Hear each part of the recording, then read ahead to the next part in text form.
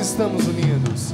Quando estamos unidos, estás entre nós e nos falarás da tua vida. Aleluia, aleluia,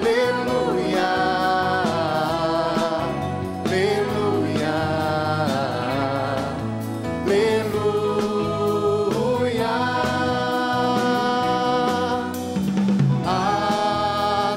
aleluia, aleluia, aleluia.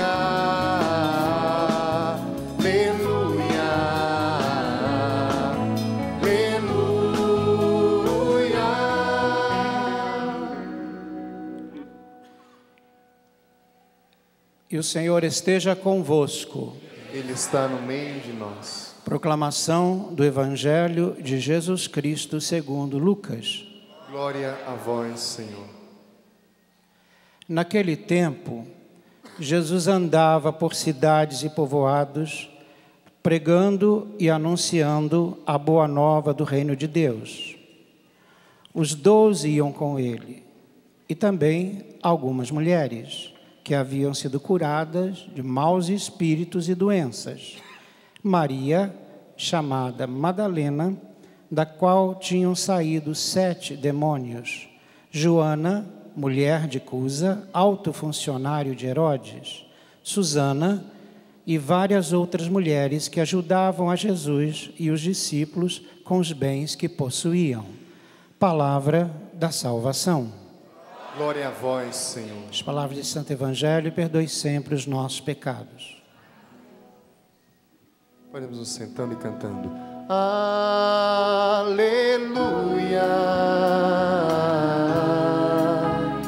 aleluia,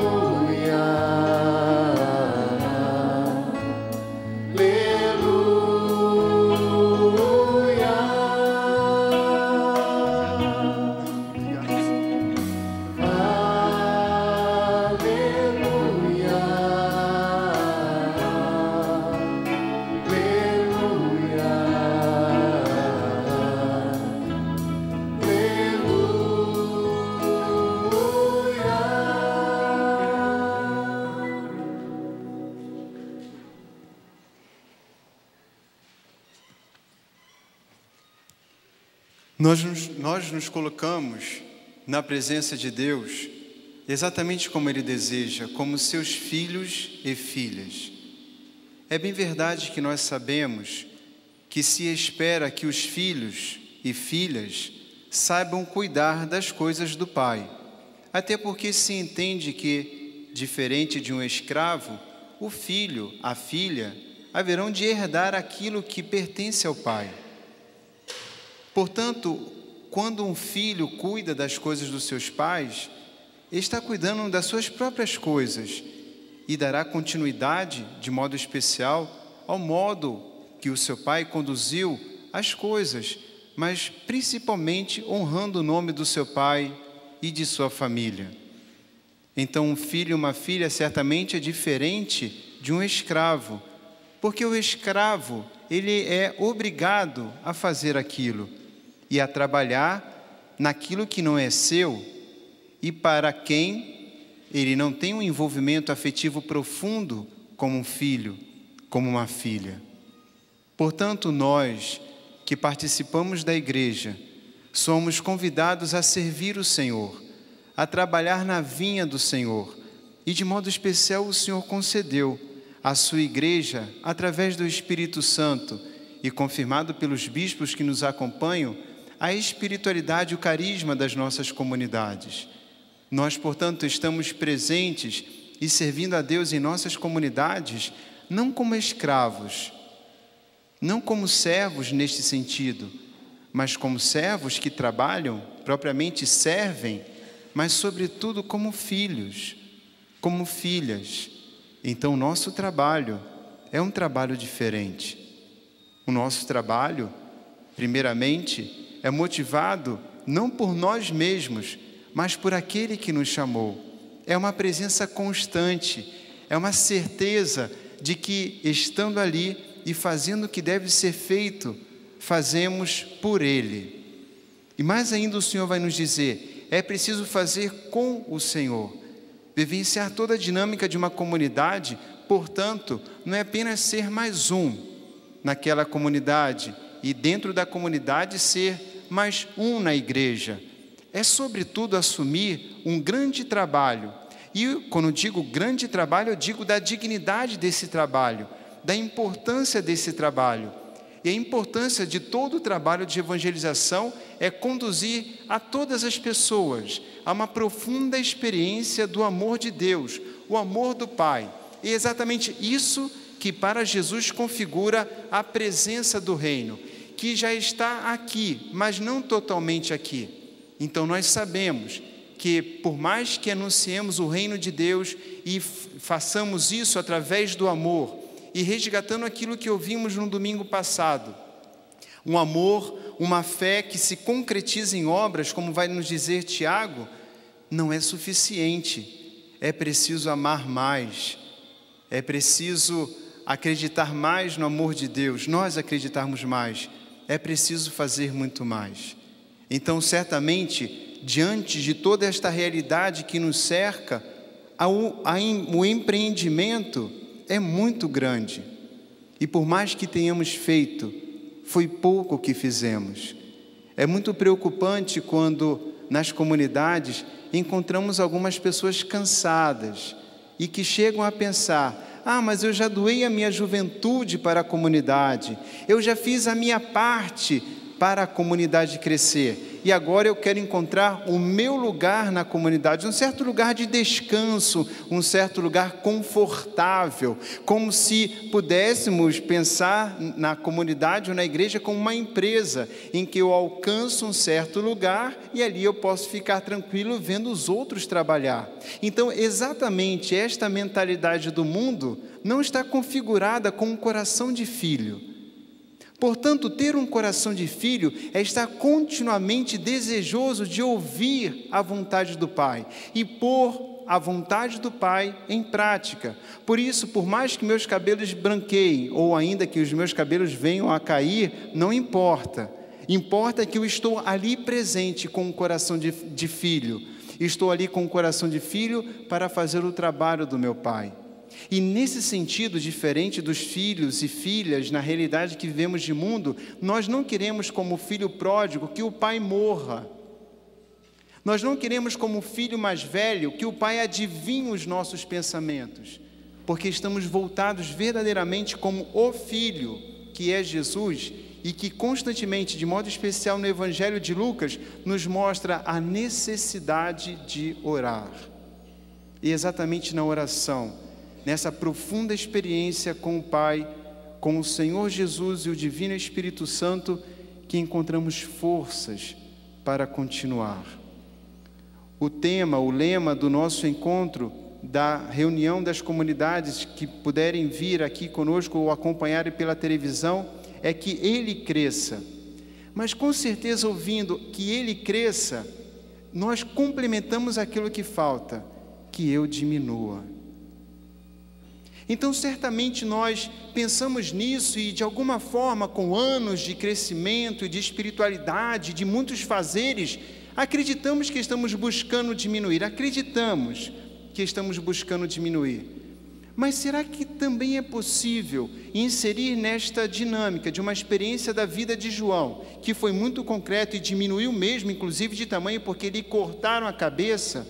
Será que é possível entender que a minha comunidade também deve diminuir? Que o meu carisma deve apenas servir? Ou eu me deixo seduzir pela cobiça de querer que a minha comunidade cresça, que meu carisma se expanda, querer isto mais do que o próprio Deus? E a palavra cobiça fica muito concreta naquilo que ouvimos nas cartas de Tiago, mas também aqui que nós ouvimos em Timóteo. E a cobiça, ela se reveste de tantos motivos bonitos. É para evangelizar, Padre. É para que o mundo conheça Jesus, Padre. Então nós sabemos de muitas motivações que nem sempre são claras e evangélicas. Certamente, Para Cristo crescer, é necessário que eu diminua, que eu descubra o meu lugar, que minha comunidade também descubra o seu lugar.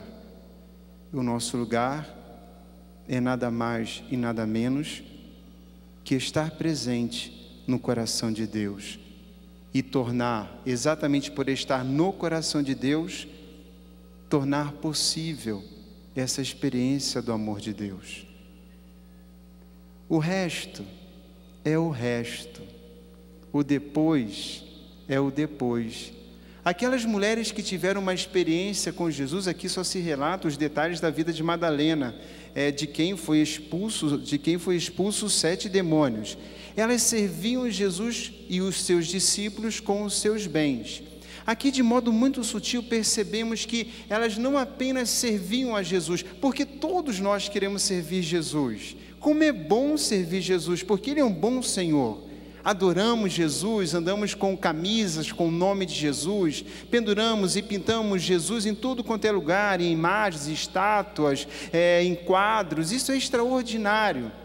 E também aqueles que seguem Jesus, nós ajudamos também. Essas mulheres ajudavam a Jesus e aos seus apóstolos, os seus discípulos.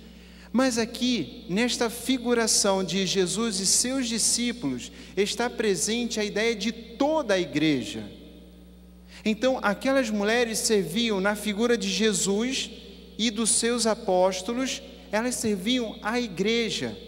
E considerando aquilo que nos diz o documento Lumen Gentium do Vaticano II, a igreja não são apenas aqueles que estão aqui presentes, que têm uma vida ilibada, bonita, participativa, dos que vão domingo à missa, ou vão todos os dias à missa, que comungam, que pagam dízimo, mas a realidade desta grande igreja, num desejo do Filho do Pai, é que todos sejamos um. Então, de modo muito mais amplo do que podemos imaginar, são destinados a esta igreja também os nossos irmãos separados, também os ortodoxos, também os protestantes, também são destinados a elas aqueles que acreditam em outras dimensões de fé, em outros deuses inclusive. Nós estamos aqui para que este Senhor Jesus, o Pai, o Divino Espírito Santo, seja conhecido e amado por todos. Esta é a nossa grande missão. E de modo ainda mais sublime, esta igreja, a ela está destinado, inclusive, aqueles que não acreditam. Portanto, destinar os nossos bens e servir a Jesus e aos discípulos, entendido como a grande imagem da igreja, é servir todas as pessoas. E como é fácil querer servir apenas aqueles que se parecem conosco, que levantam o braço como nós levantamos, que se vestem como nós vestimos, mas o quanto nosso coração está disponibilizado, aberto para servir a todos, como as diretrizes gerais da ação evangelizadora no Brasil nos diz: servir a todos, abrir-se ao diálogo com todos, anunciar concretamente Jesus e permitir que as pessoas tenham uma experiência de Jesus em nossas comunidades. O quanto de fato a nossa comunidade se predispõe a este serviço, e um serviço no qual ela gasta os seus bens. Gasta os seus bens não para aparecer, gasta os seus bens para promover, principalmente os mais pobres, os excluídos e os necessitados. E assim, realmente seremos como estas mulheres, seguidoras de Jesus, discípulas missionárias, se gastando os nossos bens, gastamos para a glória de Deus, que não é a nossa glória. Gastamos os nossos bens para socorrer todos os necessitados. Gastamos os nossos bens para que todos encontrem, experimentem a este Deus que nos encontrou e que nos amou, nos ama e nos espera. Eu fico pensando que temos pouco tempo para isso. Há muita coisa para fazer. Ainda não vivemos tudo. Ainda que tenhamos muita experiência, ela, na experiência maior de igreja ou de outras pessoas, podemos dizer, é quase nada. Sabendo que a experiência de servir sempre me encanta, porque no outro, no necessitado, no mais pobre, no excluído, eu encontro verdadeiramente a presença do Senhor. E este detalhe está de modo interessante, unido àquilo que ouvimos na primeira leitura, porque o exercício da piedade, ele seduz as pessoas. Falar de Deus, mostrar Deus, permitir que as pessoas tenham uma experiência diferente, isto com certeza abala o coração das pessoas, mas certamente é preciso ter um coração disciplinado, desapegado, para que não nos sirvamos disso para enriquecer. Pode ser que nós não enriqueçamos as contas da nossa comunidade, nem os nossos bolsos. Pode ser que nós não enriqueçamos aumentando nossas propriedades, mas de alguma forma, por me colocar numa posição muito privilegiada de ser mediador de Deus, mediador da graça de Deus, e de fato ver as pessoas experimentando Deus através do meu sim, isto é muito tentador.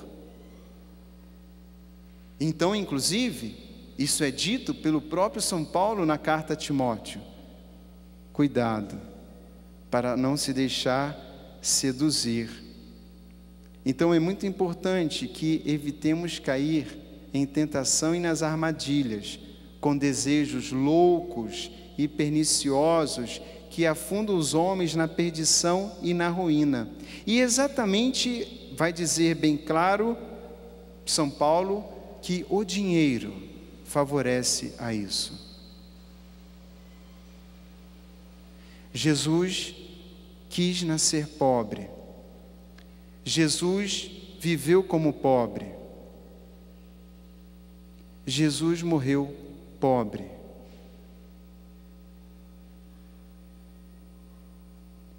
Ele, indiscutivelmente, é o nosso maior exemplo.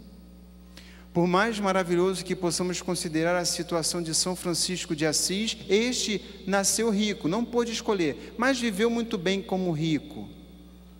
Jesus não escolheu nem nascer como rico, quis nascer como pobre e caminhar entre os pobres.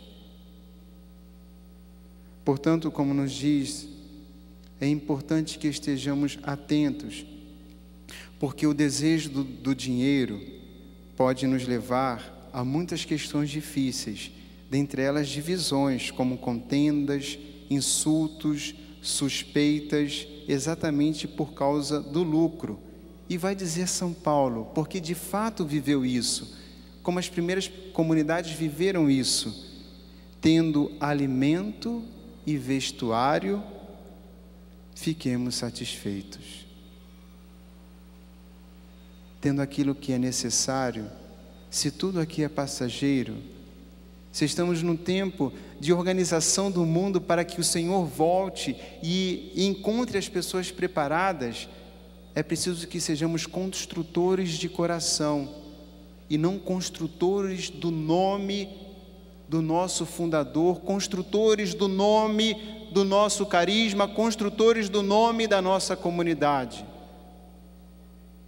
Nós somos chamados a construir corações. E se a sua comunidade faz isso, ela está no caminho certo.